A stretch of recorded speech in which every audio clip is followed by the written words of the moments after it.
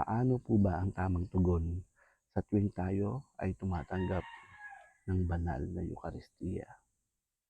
Marami po sa atin hindi tumutugon, tumutungo na lang. Marami din sa atin ang kanilang tugon ay thank you. Mga kapwa ko Katoliko, hindi po ordinaryong tinapay ang tinatanggap natin. Matapos po itong basbasan ng isang pare, ang ordinaryong tinapay na ito ay nagiging tunay na dugo at katawan ng ating Panginoong Jesucristo.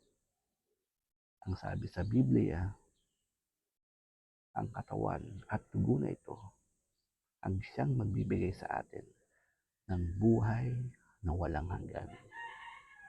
Ang sabi din ni Pablo sa mga taga-Korinto, kung hindi mo tatanggapin na ang tinapay na ito ay siyang tunay na katawan ng ating Panginoon Jesucristo, ay para mo na ring hinatulan ang sarili mo.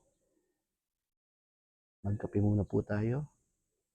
Brother Paul po. God bless.